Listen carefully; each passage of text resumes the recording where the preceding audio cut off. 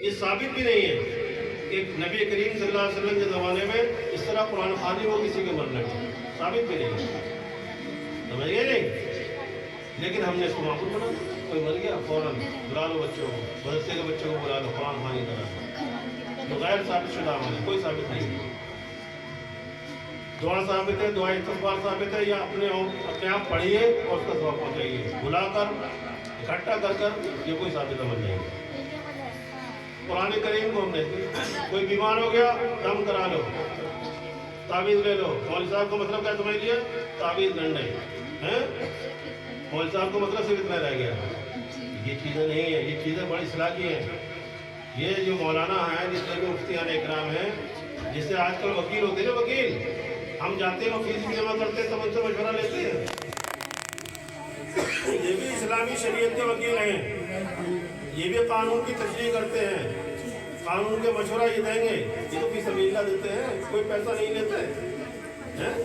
ہم وکیل کے پاس جاتے ہیں، ذرا سے ایک اپلیکیشن لکھواتے ہیں، فوراً اپلیکیشن 500 روپیہ خرچ کر دیتے ہیں۔ لیکن ایک عالم کے پاس، ایک مفتی کے پاس، ایک مولانا کے پاس جاتے ہیں، وہ فری میں آپ کو ہر طرح کا مسئلہ بتلا دے گا، ہر طرح کی رائے بتلا دے گا، قرآن میں کیا لکھا ہوا، حدیث میں کیا لکھا ہوا بتلا دے گا، نہیں بتلا دے گا۔ تو ہمارے لیے ساری چیزیں فری میں مل رہی ہیں، ہم اس کو حاصل نہیں کرتے، اس سے فائدہ نہیں اٹھاتے۔ تو اصل چیز یہ ہے کہ جو شریعت، جو قرآن کریم ہمارے یہاں موجود ہے، ہم اس کی تلاوت بھی کریں، ترجمے کے ساتھ بھی پڑھیں اور اس کو عمل بھی کریں۔ یہ ذمہ داری کس کی ہے؟ یہ ہماری نہیں ہے، یہ گھر کے لوگوں کی ذمہ داری ہے، والدین کی ذمہ داری ہے۔ آج ایک معمول ہو گیا ہے، رات میں دیر تک جاگتے ہیں، گلیوں کے اندر بچے 12 1 بجے تک کھیل رہے ہیں، سردی ہے تب بھی کھیل رہے ہیں۔ مسلم محلوں میں کہیں بھی چلے آؤ، اس گلی کی بات نہیں کر رہا ہوں، پورے شہر میں کہیں بھی گھومے، صرف مسلم محلوں کے اندر بچے سڑکوں پر ملیں گے، بڑے بھی ملیں گے، بیٹھے ہیں ہول کے ہول، 5 بیٹھے ہیں، 10 بیٹھے ہیں، لوگوں کے دروازوں پر بیٹھے ہوئے ہیں۔ یہ کیا ہے؟ یعنی ہم فالتو ہیں، ہمارے پاس کوئی کام ہی نہیں ہے، گھر پہ ہماری جگہ نہیں ہے، یہاں بیٹھے۔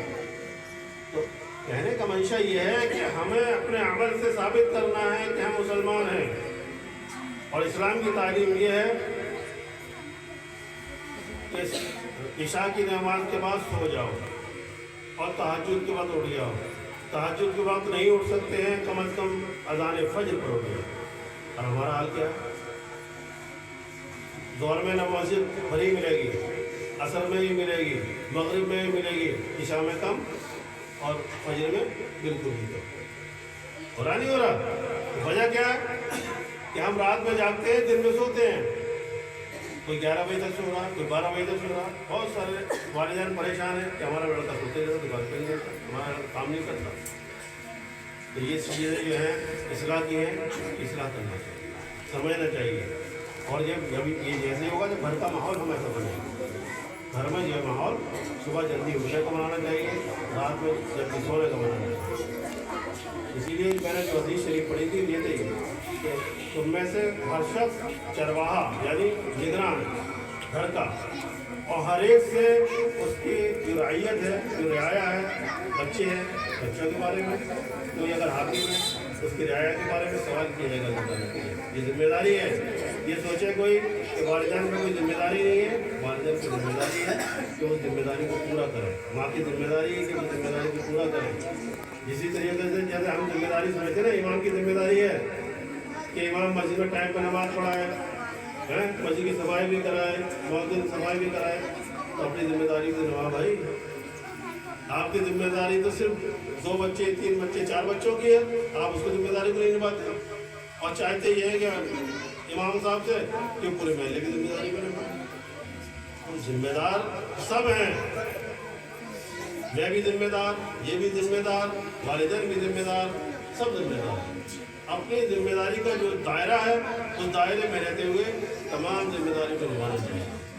اللہ تعالیٰ مجھے بھی اور آپ کو بھی بڑی توفیق دے۔ یہ تین چیزیں، ایک تو قرآن کریم کو صحیح تلفظ کے ساتھ پڑھیے۔ قرآن کریم جب تمہارا پورا ہو جائے تو اس کو ترجمے کے ساتھ پڑھنے کی کوشش کیجیے۔